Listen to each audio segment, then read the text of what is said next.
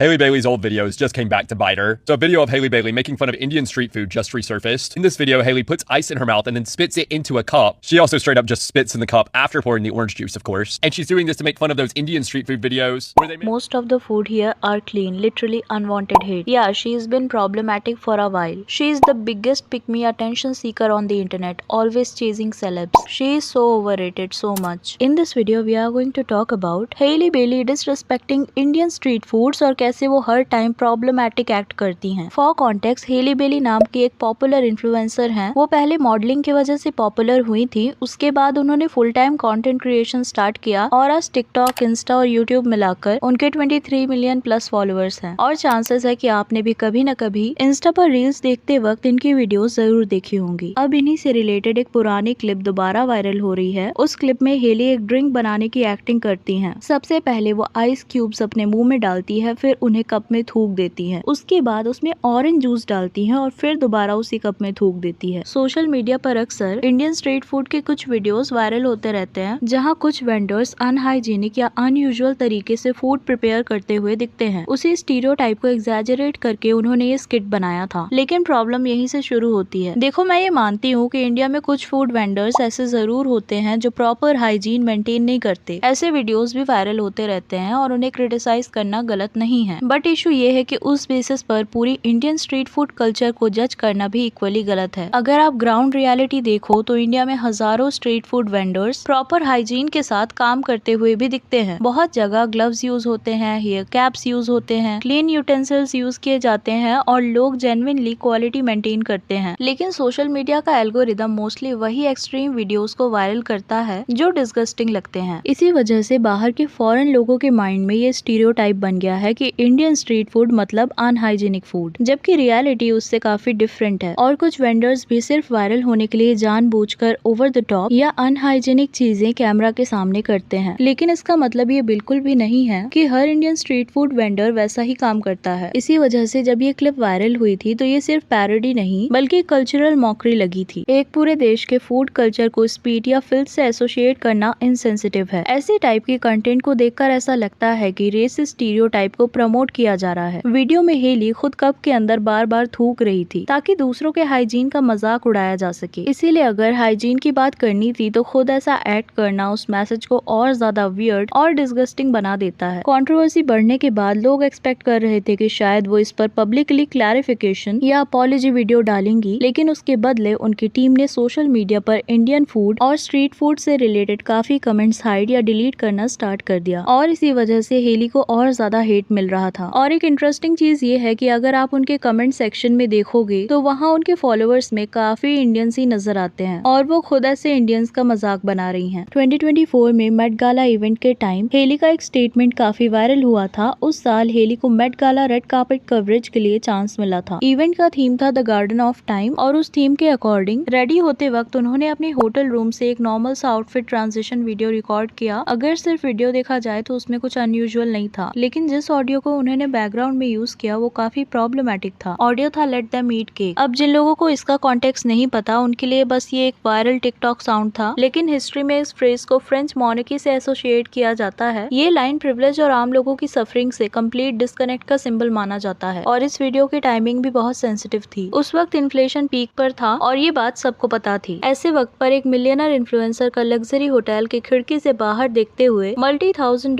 Designer dress पहनकर इसी audio पर लिपसिंग करना काफी इंसेंसिटिव लगा। जब दुनिया का एक बड़ा हिस्सा पैलेस्टाइन बेसिक चीजों के लिए स्ट्रगल कर रहा था, तब इतने प्रिविलेज पोजीशन से ऐसे ऑडियो को यूज करना बिल्कुल टोन डेफ है। जिस स्ट्रगल को आप पर्सनली एक्सपीरियंस ही नहीं करते, उसे एस्थेटिक कंटेंट या ट्रेंड बना देना लोगों को डिसरिस्पेक्टफुल लगता है। मतलब आप किस बात का मजाक बना रहे हो? क्या आप उनकी सिचुएशन जानते हो जो रोज फाइनेंशियल क्राइसिस फेस कर रहे थे? क्या आप उन फैमिलीज की रियलिटी समझ सकते हो जो हर रोज अपने फैमिली मेंबर्स को खो रहे थे? और फिर यहीं से शुरू हुआ ब्लैकआउट 2024। तब लोगों ने रियलाइज किया कि इन्फ्लुएंसर की इनकम, व्यूज, एंगेजमेंट और रीच पर डिपेंड करती है। इसीलिए मिलियंस ऑफ यूजर्स ने डिसाइड किया कि वो कुछ इन्फ्लुएंसर्स और सेलेब्स को ब्लॉक करेंगे ताकि उनकी विजिबिलिटी और अर्निंग दोनों पर इम्पैक्ट पड़े। हेली को भी काफी लोगों ने ब्लॉक और अनफॉलो कर दिया था, जो कि बहुत अच्छा हुआ था। बैकलैश इतना बढ़ गया था कि हेली ने लगभग 8 मिनट की अपॉलॉजी वीडियो अपलोड करी थी। उस वीडियो में उन्होंने कहा कि उनका इंटेंशन किसी का मजाक उड़ाना नहीं था, उन्हें उस ऑडियो का हिस्टोरिकल मीनिंग नहीं पता था और और वो एक्चुअल मेट गाला डिनर का पार्ट भी नहीं थी। लेकिन ये एक्सप्लेनेशन जस्टिफाई नहीं हुआ। जब आपके पास इतनी बड़ी ऑडियंस हो तब मुझे कॉन्टेक्स्ट नहीं पता था, हर बार वैलिड एक्सक्यूज नहीं हो सकता। सबसे बड़ी बात, वो एक्टिव रहती है सोशल मीडिया पर, वो रेगुलरली पोस्ट करती हैं, तो फिर उन्हें कैसे नहीं पता हो सकता। और इसी कंट्रोवर्सी के बाद उन्होंने बहुत कम टाइम में 1 लाख से भी ज्यादा फॉलोअर्स लूज कर दिए थे। हेली के कंटेंट को अगर आप देखोगे तो वो अपने कंटेंट में लाला सादी की तरह फेक सिनेरियो शो करती हैं। डिफरेंस बस इतना है कि लाला सादी के केस में अब ऑडियंस को काफी हद तक समझ आ चुका है कि उनके वीडियोस में कई सिनेरियो स्क्रिप्टेड होते हैं। इस टॉपिक पर हमने अलग वीडियो में डिटेल में बात करी है, लेकिन हेली के केस में 2024 से लेकर 2025 के अराउंड उन्होंने अपने फॉलोअर्स के सामने एक ऐसा इमोशनल स्टोरी लाइन बिल्ड किया जिसे देखकर मिलियंस ऑफ व्यूअर्स को लगा कि वो अपनी रियल लाइफ शेयर कर रही हैं। स्टोरी शुरू हुई एक मिस्टीरियस और एक्सट्रीमली वेल्दी बॉयफ्रेंड विलियम से। हेली बार बार वीडियोस में एक लग्जरी न्यूयॉर्क पेंट हाउस दिखाती थी और क्लेम करती थी कि ये अपार्टमेंट विलियम ने उनके लिए खरीदा है। इनिशियली ऑडियंस को लगा कि वो बस अपने रिलेशनशिप लाइफ को शेयर कर रही है, लेकिन धीरे धीरे स्टोरी ने एक कम्प्लीटली डिफरेंट टर्न ले लिया। हेली ने वीडियोस में दिखाना शुरू किया कि विलियम उनकी लोकेशन ट्रैक करता है, उन्हें कंट्रोल करता है और बिना बताए उन्हें अनसेफ फील करवाता है। वीडियोस में वो काफी इमोशनल और डिस्टर्ब नजर आ रही थी। नेचुरली ऑडियंस ने स्टोरी को सीरियस माना। कमेंट सेक्शन में काफी लोग उनकी सेफ्टी को लेकर जेन्युइनली कंसर्न हो गए। मतलब ऑडियंस को लगा कि वो एक रियल विक्टिम की स्टोरी देख रहे हैं। लेकिन जब बाद में फैक्ट चेकिंग हुई तो कुछ और ही सिनेरियो सामने आया, क्योंकि जिस पेंट हाउस को हेली अपना घर बता रही थी वो एक्चुअली लग्जरी प्रॉपर्टी थी जो पब्लिक टूर्स और स्टेजिंग के लिए अवेलेबल थी। इसका मतलब वो वहाँ रहती ही नहीं थी। साथ ही उनके पब्लिक रिकॉर्ड में ऐसा किसी विलियम का एग्जिस्टेंस एविडेंस नहीं मिला जो इस स्टोरी लाइन को सपोर्ट करता हो। जैसे ये सब वायरल होने लगा, कंट्रोवर्सी और बढ़ गई और सबसे ज्यादा क्रिटिसिज्म इस बात को लेकर हुआ कि पब्लिक क्लैरिफिकेशन देने के बजाय हेली ने क्वाइटली इस स्टोरी लाइन से रिलेटेड वीडियोस डिलीट कर दिए। यही चीज और ज्यादा सस्पिशियस लगी। अगर ये स्टोरी लाइन स्क्रिप्टेड थी तो इस तरह इमोशनली अब्यूसिव रिलेशनशिप और स्टॉकिंग जैसे सेंसिटिव टॉपिक को सिर्फ कंटेंट और एंगेजमेंट के लिए यूज करना बहुत प्रॉब्लमैटिक है, क्योंकि डोमेस्टिक अब्यूज और स्टॉकिंग जैसे इश्यूज रियल लाइफ में बहुत सीरियस होते हैं। रोज हजारों लोग इन सिचुएशन का सामना करते हैं। और अगर आप ओवरऑल हेली की ऑनलाइन इमेज को देखोगे तो वो रिलेटेबल गर्ल या not like other girls persona show करने का ट्राई करती है। लेकिन रियलिटी देखी जाए तो हेली का बैकग्राउंड एक एवरेज कंटेंट क्रिएटर जैसा कभी था ही नहीं। वो एक हाई प्रोफाइल मॉडल भी रह चुकी है, लग्जरी लाइफस्टाइल लीड करती हैं, सेलिब्रिटी इवेंट्स अटेंड करती हैं और फाइनेंशियली भी काफी प्रिविलेज पोजीशन में हैं। लेकिन उनके कंटेंट का एक बड़ा पार्ट इस इमेज पर बेस्ड रहता है कि वो एक ऑकवर्ड, क्लमजी, कंफ्यूज्ड और बिल्कुल नॉर्मल सी लड़की है जो लग्जरी वर्ल्ड में खुद को फिट नहीं कर पाती। वीडियोस में कई बार वो ओवर द टॉप रिएक्शन देती हैं, ऐसा एक्ट करती हैं जैसे उन्हें एक्सपेंसिव लाइफस्टाइल की बिल्कुल आदत ही ना हो। इसी वजह से इंटरनेट पर उनकी पर्सोना जेन्युइन नहीं लगती। लगता है कि एक केयरफुली बिल्ड रिलेटेबल इमेज है जिसे ऑडियंस इमोशनली कनेक्ट करे। इसी वजह से ऑडियंस उन्हें पिक मी भी बोलती है। और ये डिस्कशन सिर्फ उनके रिलेटेबल पर्सोना तक ही लिमिटेड नहीं है। उनके पब्लिक कॉमेडी कंटेंट को लेकर भी कई बार क्वेश्चन उठ चुके हैं। अगर आप उनके वीडियोस को देखोगे तो कई बार वो डिलीवरी ड्राइवर्स, सिक्योरिटी गार्ड्स या दूसरे वर्कर्स के साथ फनी इंटरेक्शन रिकॉर्ड करती हुई नजर आती है। कभी कभी ये वर्कर्स अननोनली कंटेंट का प्रॉप बन जाते हैं, जबकि उनका इंटेंशन सिर्फ अपना काम करना होता है। पब्लिक कॉमेडी और प्रैंक स्टाइल कंटेंट बनाना अलग बात है, लेकिन उस प्रोसेस में दूसरे लोगों के कंफर्ट, प्राइवेसी, बाउंड्रीज को भी इक्वली रिस्पेक्ट करना चाहिए। और अगर आप पिछले कुछ सालों का उनका ऑनलाइन रिकॉर्ड देखोगे तो वो चीज बार बार नोटिस होती है। हर कुछ टाइम बाद किसी न किसी कंट्रोवर्सी में उनका नाम सामने आ जाता है। कभी फेक स्टोरी लाइन्स को लेकर, कभी पब्लिक वर्कर्स को कंटेंट का पार्ट बनाने को लेकर क्रिटिसिज्म, कभी इनसेंसिटिव कंटेंट और अब इंडियन स्ट्रीट फूड वाली कंट्रोवर्सी। इसी वजह से सिर्फ ये एक दो इंसिडेंट नहीं बल्कि एक रिपीटेड पैटर्न जैसा लगता है। आज की वीडियो के लिए इतना ही। Do let me know your thoughts on this, do let me know in the comments. और वीडियो पसंद आई हो तो प्लीज चैनल को सब्सक्राइब, वीडियो को लाइक कर देना। मिलते हैं नेक्स्ट वीडियो में। Thank you.